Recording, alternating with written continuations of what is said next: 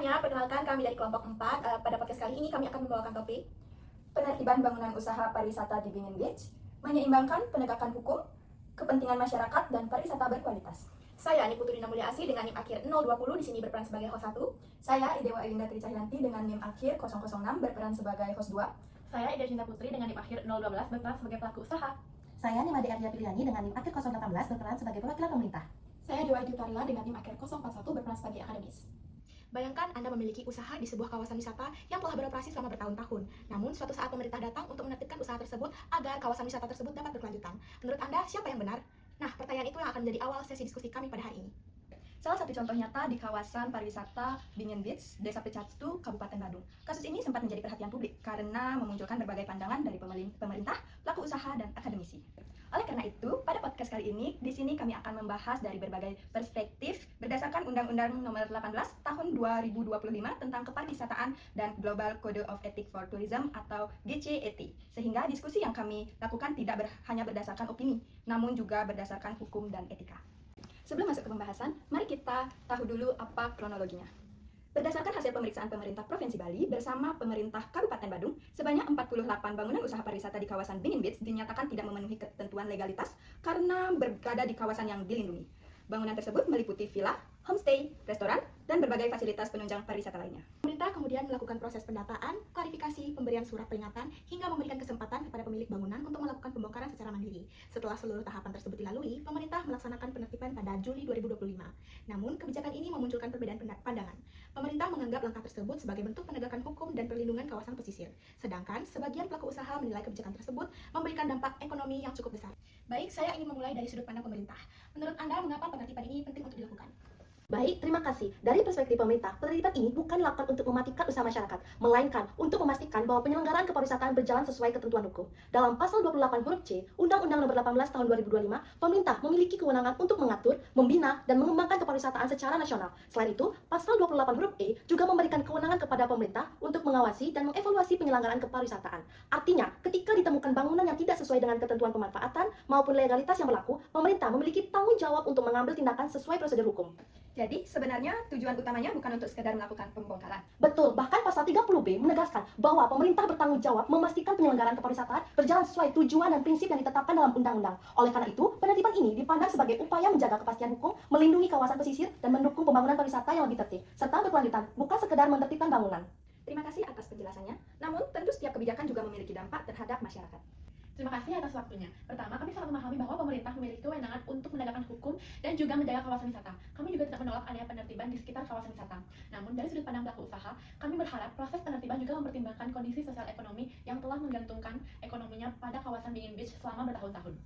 Banyak usaha yang telah beroperasi cukup lama di kawasan ini. Ketika proses penertiban ini dilakukan, bukan hanya bangunan saja yang terdampak, tapi juga pendapatan pelaku usaha, karyawan, hingga masyarakat lokal yang telah bergantung pada aktivitas wisata di kawasan Bingin Beach. Jadi, menurut Anda persoalannya bukan semata-mata penertiban, tetapi bagaimana proses kebijakan tersebut dilaksanakan. Betul sekali, karena dalam pasal 22 Undang-Undang Nomor 18 Tahun 2025, pelaku usaha pariwisata berhak mendapatkan kesempatan yang sama untuk berusaha serta memperoleh perlindungan hukum sesuai dengan peraturan yang berlaku.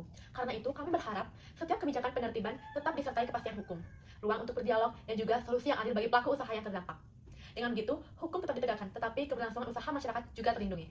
Menarik sekali. Namun, saya juga ingin memberikan pertanyaan yang mungkin juga muncul di benak para masyarakat. Jika memang suatu bangunan terbukti tidak memenuhi ketentuan hukum, bukankah pemerintah tetap harus menegakkan aturan meskipun ada konsekuensi ekonomi? Saya setuju bahwa hukum memang harus ditegakkan, namun penegakan hukum juga perlu mengedepankan rasa keadilan, terutama bagi pelaku usaha yang selama ini berusaha dengan itikat baik dan ikut menggerakkan perekonomian masyarakat sekitar. Menurut saya, solusi terbaik bukan hanya melakukan penertiban, tetapi juga memberikan pendampingan, prosedur, dan juga komunikasi yang baik antara pemerintah dan pelaku usaha. Jadi dapat dipahami bahwa sebenarnya pelaku usaha itu tidak menolak aturan, tetapi berharap proses penegakan hukum tetap memberikan rasa keadilan serta mempertimbangkan dampak sosial dari aturan tersebut. Iya benar, kami mendukung pariwisata yang tertib dan berkelanjutan. Tetapi kami juga berharap kebijakan yang diambil tidak mengabaikan keberlangsungan usaha dan mata pencaharian masyarakat lokal. Wah, menarik ya. Jadi sampai di sini kita bisa melihat bahwa pemerintah menekankan pentingnya penegakan hukum, sedangkan pelaku usaha menyoroti pentingnya kepastian hukum dan perlindungan terhadap masyarakat yang terdampak. Lalu, bagaimana jika kedua sudut pandang ini kita lihat dari perspektif akademik? Apakah sebenarnya kedua pihak memiliki dasar yang sama-sama kuat dalam Undang-Undang Nomor 18 Tahun 2025 maupun Global Code of Ethics for Tourism? Untuk menjawab pertanyaan tersebut, mari kita dengarkan dari pandangan dari narasumber akademisi. Baik, terima kasih. Menurut saya sendiri justru disinilah letak menariknya kasus Bin Biggs. Persoalan ini tidak bisa kita sederhanakan menjadi siapa yang salah dan siapa yang benar. Sebaliknya, kita perlu melihat secara utuh berdasarkan hukum dan kode etik kepariwisataan. Dari sisi hukum, pemerintah memang memiliki kewenangan untuk mengatur, mengawasi, dan mengevaluasi penyelenggaraan kepariwisataan sebagaimana diatur dalam pasal 28 huruf E dan huruf C di Undang-Undang Nomor 18 Tahun 2025. Selain itu, pasal 30B juga menegaskan bahwa pemerintah bertanggung jawab memastikan penyelenggaraan kepariwisataan berjalan sesuai tujuan dan prinsip yang ditetapkan dalam undang-undang. Jadi, apabila ditemukan bangunan yang tidak sesuai dengan ketentuan tata ruang maupun legalitas yang berlaku, tindakan pemerintah memiliki dasar hukum yang jelas. Berarti dari sisi pemerintah itu sudah ada landasannya. Namun bagaimana dengan pembangunan wisatanya sendiri? Nah, itu juga diatur secara tegas. Jadi menurut pasal 17F ayat 3 menyebutkan bahwa pembangunan sarana dan prasarana destinasi pariwisata harus dilaksanakan berdasarkan perencanaan destinasi yang terintegrasi dengan tata ruang wilayah sesuai ketentuan peraturan perundang-undangan. Artinya, pembangunan di kawasan wisata tidak cukup hanya memberikan manfaat ekonomi, tetapi juga harus sesuai dengan rencana tata ruang dan aturan yang berlaku. Kemudian pasal 17G menambahkan bahwa pembangunan sarana dan prasarana harus mengutamakan kearifan lokal, seni dan arsitektur lokal, ramah lingkungan serta ramah bagi penyandang disabilitas. Jadi, kualitas destinasi wisata tidak diukur dari banyaknya bangunan, melainkan dari bagaimana pembangunan tersebut tetap menjaga keberlangsungan kawasan. Dapat dipahami bahwa keberlanjutan destinasi memang menjadi salah satu prinsip utama dalam penyelenggaraan kepariwisataan. Betul sekali. Prinsip tersebut juga sejalan dengan Artikel 3 Global Code of Ethics for Tourism yang menegaskan bahwa pembangunan pariwisata harus melindungi lingkungan hidup dan sumber daya alam sebagai bagian dari pembangunan yang berkelanjutan.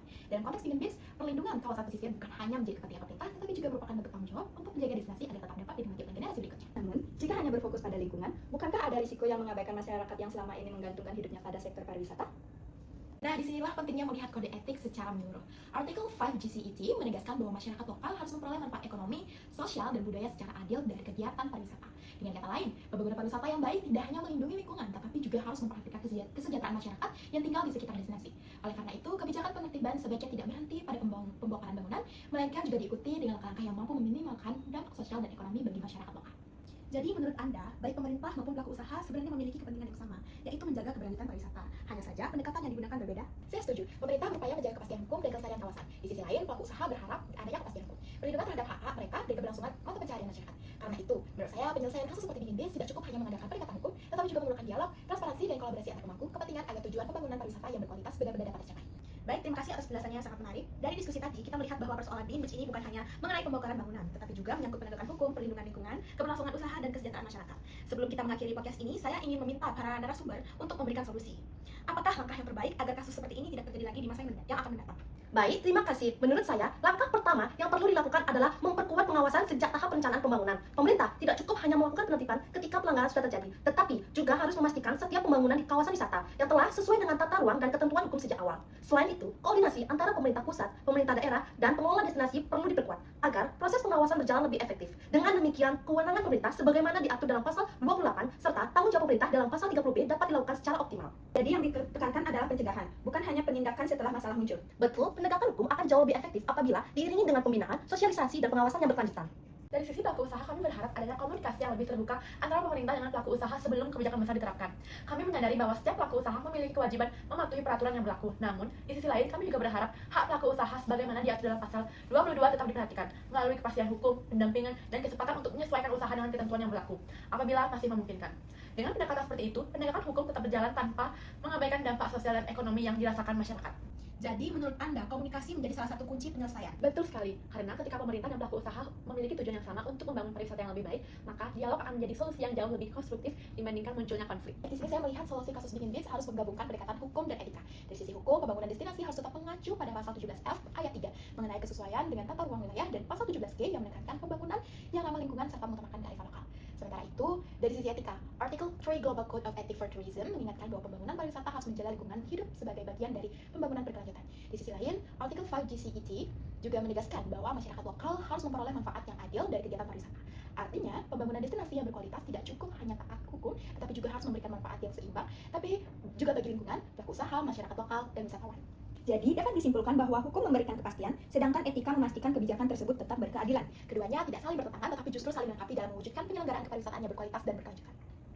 Baik, dari seluruh pembahasan pada hari ini dapat kita pahami bahwa kasus penertiban bangunan yang terjadi di Begin Beach ini bukanlah soalan yang sederhana. Pemerintah memiliki kewenangan dan tanggung jawab untuk menegakkan hukum sesuai dengan pasal 28 dan 30B Undang-Undang Nomor 18 Tahun 2025. Di sisi lain, pelaku usaha juga memiliki hak untuk memperoleh perlindungan hukum sebagaimana diatur pada pasal 22. Sementara, masyarakat memiliki kewajiban untuk menjaga kelestarian destinasi sebagaimana tercantum pada pasal 24. Selain itu, melalui artikel 3 dan artikel 5 Global Code of Ethics for Tourism, kita juga belajar bahwa keberhasilan pembangunan pariwisata tidak hanya diukur dari pertumbuhan ekonomi, tetapi juga dari kemampuannya menjaga lingkungan serta memberikan manfaat yang adil bagi masyarakat lokal. Dengan demikian, jawaban atas pertanyaan yang kami sampaikan dari awal bukanlah memilih siapa yang benar atau siapa yang salah. Yang terpenting adalah bagaimana penegak hukum, kepentingan masyarakat, dan pembangunan pariwisata dapat berjalan secara seimbang sehingga tercipta pariwisata yang berkualitas dan berkelanjutan. Demikian diskusi kami mengenai penertiban bangunan usaha pariwisata di Begin Beach. Terima kasih kepada seluruh narasumber atas pandangan yang telah diberikan, dan juga terima kasih kepada para pendengar yang telah mengikuti sesi diskusi pada kali ini. Sekian podcast dari kelompok kami. Kami memohon maaf apabila terjadi kesalahan yang baik disengaja ataupun tidak. Terima kasih. Bye-bye. Bye.